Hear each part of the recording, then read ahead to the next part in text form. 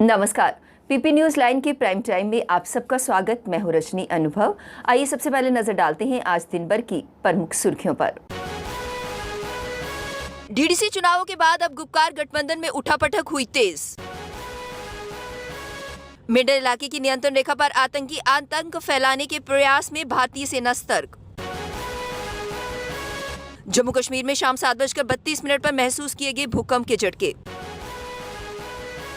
और गाड़ीगढ़ इलाके में पुलिस कांस्टेबल और उसकी पत्नी का शव संदिग्ध परिस्थितियों में हुआ बरामद। अब खबरें विस्तार से। जिला विकास परिषद चुनाव के बाद भाजपा के खिलाफ एकजुट होकर लड़ने वाले गुपकार गठबंधन में उठापटक तेज हो गई है। कई दिग्गज पाला बदलने की तैयारी में है। गठबंधन के सहयोगियों के निशाने पर नेशनल कॉन्फ्रेंस है। खुलकर नेका पर भीतरघात करने, गठबंधन उम्मीदवारों के खिलाफ प्रत्याशी उतारने तथा सीटों के बंटवारे में भेदभाव के आरोप लगाए जा रहे हैं। अब 280 में से 110 सीटें जीतने पर गठबंधन के सहयोगी एक दूसरे पर ठीकरा फोड़ रहे हैं। सूत्रों ने बताया कि कई असंतुष्ट नेता पाला बदलने की तैयारी में हैं। कुछ जम्मू कश्मीर अपनी पार्टी के नेताओं के संपर्क में बताए जा रहे हैं। बताते चलें कि 2 से 3 पूर्व विधायकों की अपनी पार्टी के नेताओं के साथ बैठकें भी हो चुकी हैं। आने वाले दिनों में ये पाला बदल सकते हैं। अपनी पार्टी के वरिष्ठ उपाध्यक्ष गुलाम हसन मीर ने बताया कि सियासत में कुछ भी संभव है। पार्टी के साथ कई और शीघ्र जुड़ने वाले हैं। नियंत्रण रेखा के उस पार मौजूद आतंकी मेंढर में आतंक फैलाने की प्रयास कर रहे हैं। हम सेना एवं पुलिस उनके किसी भी प्रयास को सफल नहीं होने देंगे, ये कहना है आईजीपी जम्मू जोन मुकेश कुमार सिंह का। वह सोमवार को मेंढर सब डिवीजन में अपने दौरे के दौरान कुछ समय पूर्व मेंढर सब डिवीजन में पुलिस और सेना की तरफ से आतंकवादियों के मददगार से बरामद किए गए हथियार एवं मादक पदार्थों की खेप को देखने के बाद मीडिया से बात कर रहे थे। मुकेश कुमार सिंह ने कहा कि मेंढर क्षेत्र में 10 से 12 वर्ष से अमन बना हुआ है, जिससे उस पार मौजूद आतंकी बंक कर यहाँ के नौजवानों और ओजीडब्ल्यू को सक्रिय कर उनके द्वारा सुरक्षा बलों के ठिकानों एवं धार्मिक स्थानों को निशाना बनाने के प्रयास में है। मेंढर की पुलिस और आर्मी ने मिलके बहुत अच्छी कामयाबी यहाँ हासिल की है, जिसमें कई सारे जो नए टेररिस्ट या उनके ओवरग्राउंड वर्कर जो यहाँ पे बन रहे थे उनको गिरफ्तार किया है। उनसे काफ़ी भारी मात्रा में रिकवरीज की गई हैं, जो कि यहाँ डिस्प्ले पर है और आप देख सकते हैं। ये जो मेंढर का इलाका था पिछले 10-12 साल से बिल्कुल ही पुरअमन था और यहाँ पे किसी किस्म की टेररिस्ट एक्टिविटी नहीं थी। और पार की तरफ से एक कोशिश नई की जा रही है जिसमें कि नए नए लड़कों को इससे ज्वाइन कराया जाए और कई सारे असला एमुनिशन भेजे जाए यहाँ पे, और मुख्तलिफ इंस्टॉलेशंस या रिलीजियस प्लेसेस को टारगेट करने की कोशिश इनकी साजिश थी, जिसको नाकाम किया गया है। और मैं आर्मी और पुलिस के जवान जो यहाँ पे इन तंजीम को तोड़ने में लगे हैं उनको मुबारकबाद देना चाहता हूँ। एफआईआर के 3 दशक बाद रूबिया सईद अपहरण मामले में विशेष न्यायाधीश टाडा जम्मू ने सुनीत गुप्ता के JKLF सुप्रीमो यासीन मलिक सहित 9 अन्य आरोपियों को तय किया है। आरोपियों में अली मोहम्मद मीर, मोहम्मद जमन मीर, इकबाल अहमद गांदरू, जावेद अहमद मीर, मोहम्मद रफीक पाहलो उर्फ नानजी उर्फ सलीम, मंजूर अहमद सोफी, बजाहत बशीर, महराज उद्दीन शेख और शौकत अहमद बख्शी शामिल है। आरोप है कि सभी ने एक आपराधिक षड्यंत्र के तहत डॉक्टर रूबिया सईद का अपहरण किया और उसे रिहा करने के बाद JKLF के 5 आतंकवादियों को छुड़वाया। शहर के बाहरी क्षेत्र गाड़ीगढ़ इलाके में रहने वाले पुलिस कांस्टेबल और उसकी पत्नी का शव उनके घर में संदिग्ध परिस्थितियों में बरामद हुआ। इस घटना के बाद क्षेत्र में सनसनी फैल गई। दोनों ने फंदा लगाकर जान दे दी। मृतक जम्मू कश्मीर पुलिस में सिलेक्शन ग्रेड कांस्टेबल था। इन दिनों वह एडवोकेट जनरल का आधिकारिक वाहन चला रहा था। सतौरी पुलिस थाने में मामला दर्ज कर लिया गया है। पुलिस ने दंपति की मौत के कारणों का पता लगाने के लिए मामले की जांच शुरू कर दी है। जम्मू कश्मीर में शाम 7:32 पर भूकंप के झटके महसूस किए गए। जम्मू संभाग के उधमपुर, डोडा, किश्तवाड़, पुंछ के साथ ही कश्मीर घाटी में भी लोगों ने भूकंप के झटके महसूस किए। रिक्टर पैमाने पर भूकंप की तीव्रता 5.1 मापी गई। थोड़ी देर के लिए अफरा तफरी का माहौल हो गया। लोग घरों से बाहर निकल आए। डीडीसी डोडा ने सभी तहसीलदारों और एसएचओ को दिशा निर्देश दिए हैं कि संबंधित क्षेत्रों में हुए किसी भी तरह के नुकसान की सूचना दी जाए। साथ ही उन्होंने कहा कि लोगों को घबराने की कोई जरूरत नहीं है। उन्होंने लोगों को कहा कि प्राथमिकता के आधार पर सभी सुरक्षा उपायों का पालन करने का उन्होंने लोगों से आग्रह किया। Jammu chief of defence staff general Vipin Rawat ने पूर्वी लद्दाख में चीन को मुंह तोड़ जवाब देने को तैयार खड़ी भारतीय सेना व भारतीय वायुसेना के बुलंद हौसलों से दुश्मन व मौसम की चुनौती का सामना करने के लिए कहा। लद्दाख के 2 दिवसीय दौरे पर आए जनरल विपिन रावत ने पूर्वी लद्दाख का दौरा कर वहां के मौजूद सुरक्षा हालात के बारे में जानकारी लेने के साथ सेना वायुसेना के जवानों से भी भेंट की। इसके साथ ही उन्होंने बाद में लेह में लद्दाख के उपराज्यपाल RK माथुर से भेंट कर उन्हें वास्तविक नियंत्रण रेखा के सुरक्षा हालात के बारे में बताया। An amicable solution based on the principle of mutual and equal security and in consonance with the talks and the understandings which resulted as outcome of the meetings between the respective defense ministers and the respective foreign ministers. So I am very hopeful for a positive situation.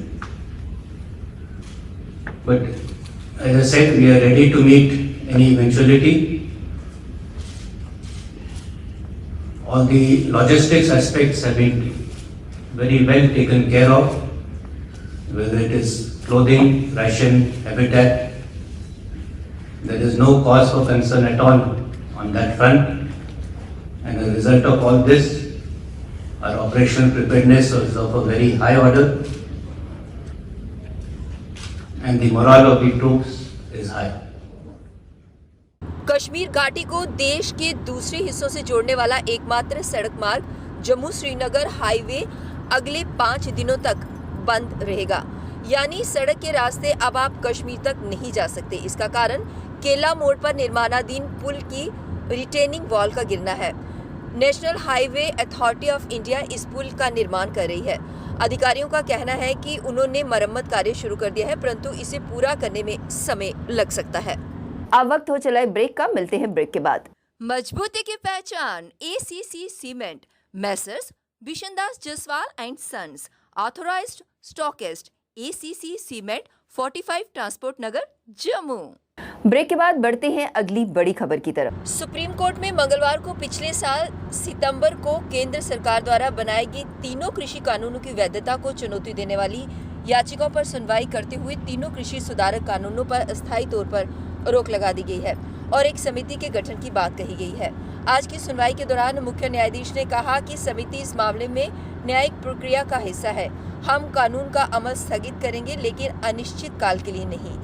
हमारा मकसद सिर्फ सकारात्मक माहौल बनाना है।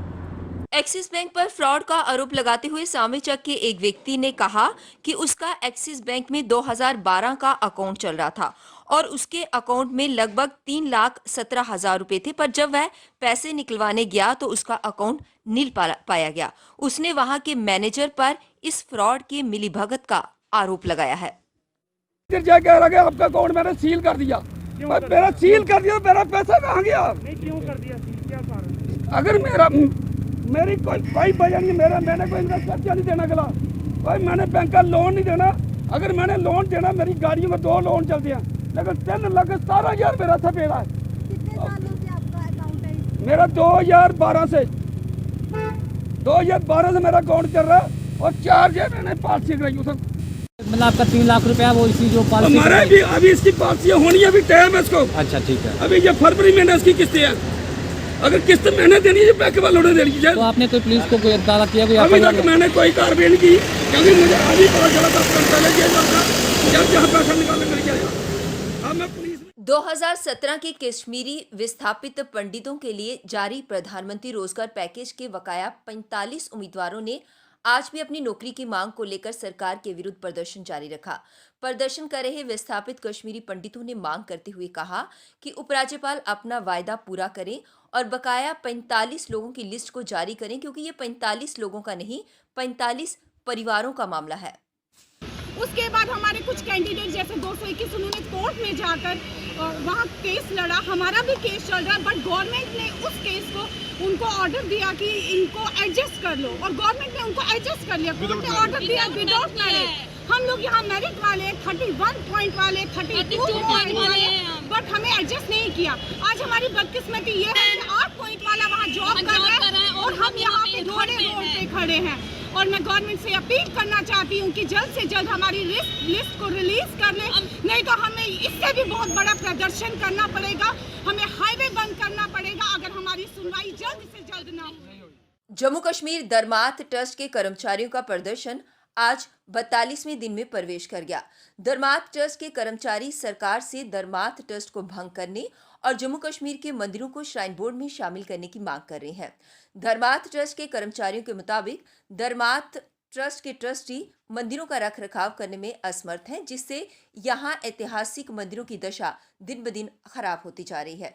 साथ ही trust में काम करने वाले कर्मचारियों को पिछले कई महीनों से वेतन भी नहीं दिया जा रहा, जिससे कर्मचारी वेतन न मिलने से अपने परिवारों का गुजारा नहीं कर पा रहे हैं। धर्मार्थ ट्रस्ट के कर्मचारियों ने सरकार से मांग करते हुए कहा कि धर्मार्थ ट्रस्ट को भंग कर ट्रस्ट का विलय श्री माता वैष्णो देवी श्राइन बोर्ड में किया जाए।